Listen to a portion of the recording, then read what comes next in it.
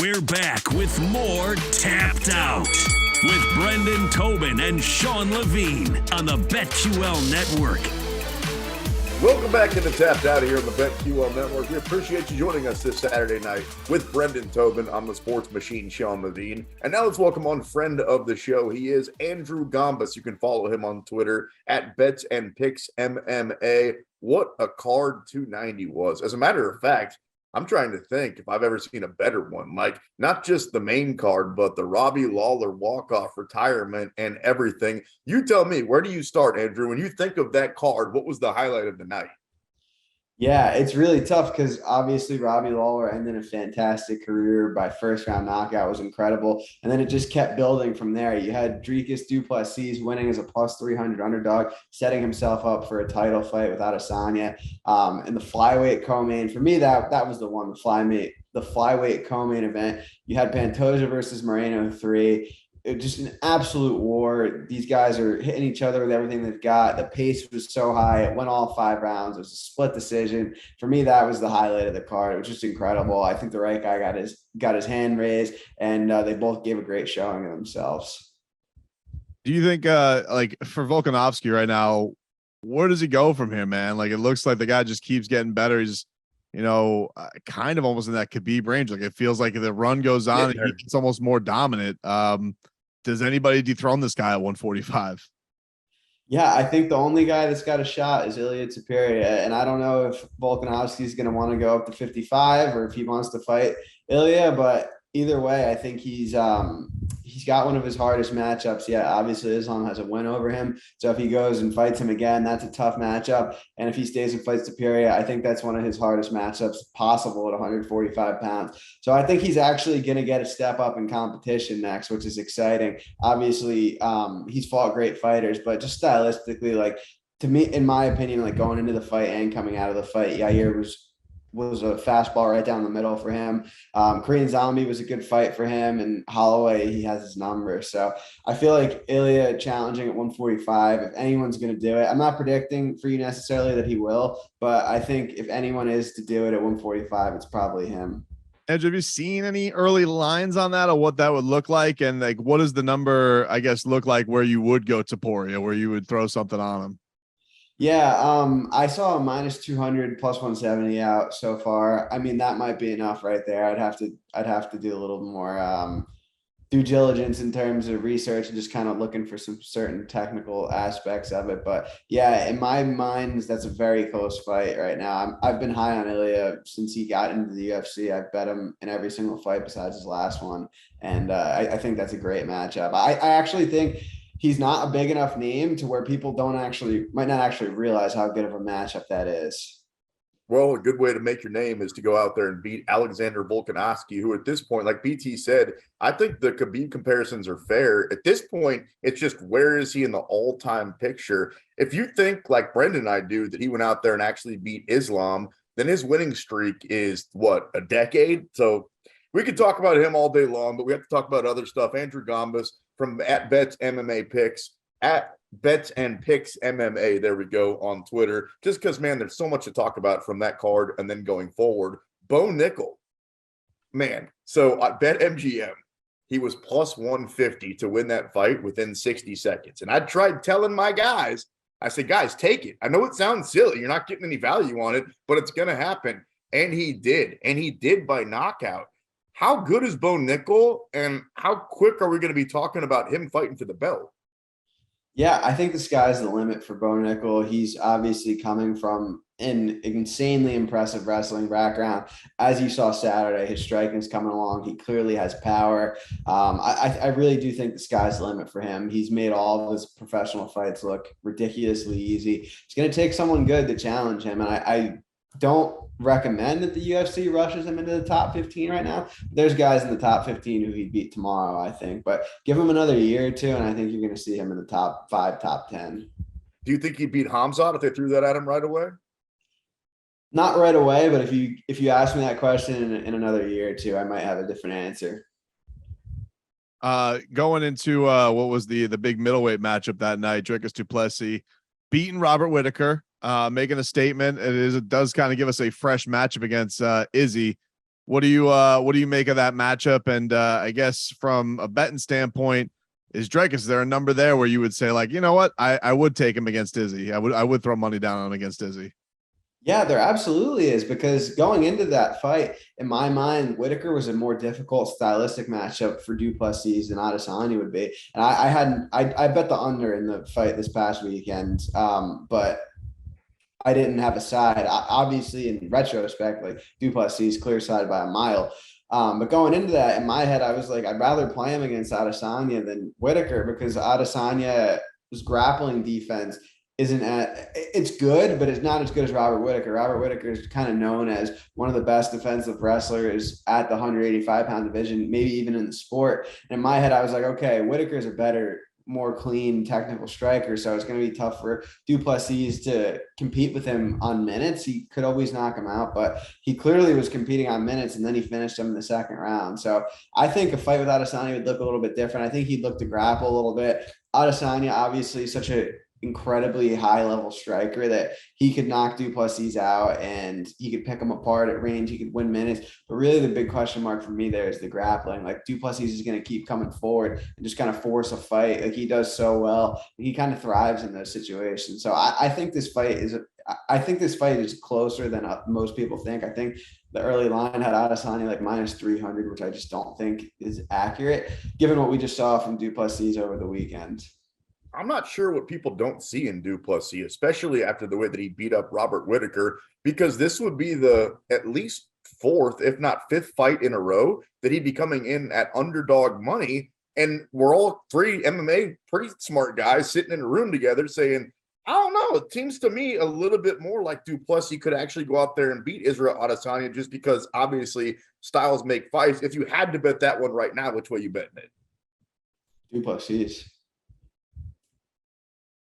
From this standpoint, how did you like the heated rivalry as it all kind of unfolded afterwards? It got very heated in the cage. These guys obviously have a lot of bad blood going into it. Not something that Izzy's unfamiliar with. I mean, the Pereira had its own level of hate, but this one seems even a little bit more toxic. Yeah, it's an interesting one because every time you bring race into it, it's a little bit odd. And like, I get what Duplessis is saying. He's like, hey, I live in Africa. I breathe African air every day. And it's the same thing. Adesanya, if you remember, Adesanya said the same thing to Whitaker leading up to their fight. He was saying, oh, you can't claim New Zealand, this, that. Like, you don't live there anymore. And it's kind of the same thing. So it makes it interesting, but they have a fine line to dance when promoting that fight. Like, Chael Sonnen had a great quote. There's a difference between how you pick a fight and how you promote a fight. And I kind of think these guys, now that Dricus has picked the fight with the whole Africa angle, I think as you promote it, you kind of go a little bit different of a route. Like, you can still have that Africa element to it, but I think they kind of need to stay away from the history side of it, the racial side of it, and just kind of say, hey, Africa versus Africa, top fighter versus top fighter. Dricus could say, you had a close decision with Whitaker and I finished him inside of 2 rounds. Like, that's kind of the angle they should approach that with, because that fight's going to sell regardless. Adesanya is probably a top 5 star in the sport, if not more right now. And Dricus is slowly building his name, finishing guys like Robert Whitaker, win over Till. It's going to be a big fight regardless. Chael Sonnen and Andrew Gombas, our guest, have something in common, both undefeated and undisputed. You can follow Andrew at Bets and Picks MMA on Twitter. All right, let's talk Robbie Lawler, who we all had him by knockout. We all got 4-1 odds. My boys convinced me of it. Jake was like, I'll take him by knockout. BT goes, I guarantee he knocks him out. If my boys are that convicted, then I'll put a little bit of money on them. So we all got paid on that. I don't think any of us thought that it was going to go the way it did, that quick, almost in movie style. What was your favorite part of that whole thing? If it wasn't the highlight package they put together afterward, that whole thing was crazy. It's so hard to pick one specific thing. Like, obviously the build up to it, him talking about retirement and what the past few decades in the sport have meant to him, going out there and finish, like, couldn't have had a more flawless performance, gets on the mic, the package afterwards, just like everything was so perfect. You nailed it when you said it was like watching a movie, because they literally couldn't have scripted it any better. He went out there, he starts Nico Price, and I think it was under a minute, and gets to ride out on top. So a guy like that deserves it. He's been paying his dues in the sport for decades, and Hall of Famer, legends. It went according to how anyone would want it to go if you've been watching this guy for the past however many years. Andrew, obviously, biggest news of the week: Tyson Fury and Francis Ngannou. Francis does get his big boxing matchup to make a whole lot of money. I don't know, what chances in hell he has to make anybody some money in this, whether it be some kind of prop or whatnot. But how excited are you for the big heavyweight champion cross sport matchup? Honestly, like 0 out of 10. And I don't say that to be disrespectful to either guy. Like Francis Ngannou is not even fought in a cage in 18 months. And that was like a close win over Ciryl Gane. Like, I don't know. He doesn't stand much of a chance. Like, he's not an entertaining marketer. He's a knockout artist in the cage who hasn't knocked someone out in years. And I'd like to see, when he decided to leave the UFC, I kind of was like, good for him. I don't really know or think it's going to work out, but he seems like a good enough guy. So all the power to him. Just from a personal standpoint, I literally have no interest in the boxing match. I probably won't watch. I have no interest in him knocking out some guy in PFL who he's 1,000 times better than. And I almost just feel like he took the money and instead of the legacy, which is fine. I would do the same thing just for clarity, but just from a fan perspective or any kind of interest I have, obviously have a vested interest in the sport. It does nothing for me. I think I would have, if it were up to me as a viewer, as a bettor, as someone who pays attention to this sport, I would have liked to see him fight John Jones. I mean, I tweeted it when it happened, but when John Jones went out there and just owned Ciryl Gane in the first round, I said at the time, and I want to still stand by it, whether it worked out in my favor or not. My opinion at the time was the biggest loser there was Francis Ngannou. I mean, he had just left the UFC as the big bad heavyweight champ who just eked out a 48-47 decision over Ciryl Gane, and John Jones goes in there and just absolutely puts him away in under 5 minutes. And then he did that while Ngannou was a free agent. I was like, that's going to hurt his image, all that. And hey, he got the boxing match. He's getting the money. So good for him. I was wrong about that. I've got nothing to say other than I'm not interested in it at all. No, it's TBD. It's to be determined if Ngannou ends up the big winner, the big loser. As a friend, Andrew, I don't know if I completely believe you when you say you're not going to watch it. My co-host in Kansas City, when Tyson fought last time, he said the same thing. He's like, I don't care. I'm not watching. And then I see him tweeting about it that night like everybody else. So we'll see if you got one eye on it when it actually comes around. Speaking of John Jones, before you get out of here, his fight versus Stipe is official. How big do the underdog numbers need to get for you to bet the firefighter over the greatest fighter of all time? Yeah, it'd have to be a big number because Stipe has been super inactive. His last fight was a KO loss. John Jones, obviously the most gifted fighter of all time. Stipe, all-time great heavyweight, but the run, I don't want to say his run was like lucky, but it was almost like fortunate. He had the 3 fights with Cormier at the end of his career. He got Ngannou in the beginning, and then he lost to Ngannou the second time. He's just, he like, don't get me wrong, he's one of the most accomplished heavyweights. I just don't think skill-wise he's up there with John Jones. Like, I just struggle to see like the win condition for Stipe. Like, I feel like John Jones is literally better everywhere. I feel like he's a better striker. I feel like he's a better grappler. I was skeptical of John Jones coming into this last fight. Like I actually thought Ciryl Gane was going to win. I was like, this guy's coming off a 3-year layoff. He's been doing God knows what outside of the octagon. He's coming up a weight class. He didn't look good in his couple of fights before he left the sport. Like literally all the things I look for, it was just like check, check, check, check.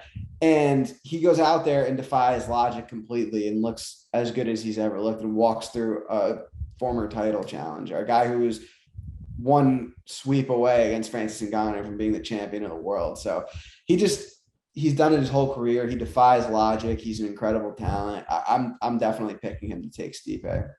Great stuff as always, man. Always love catching up with you. That's Andrew Gombas. Follow him on Twitter at Bets and Picks MMA. Talk to you later, brother. Cool. Thanks, Brennan. Thanks, Sean.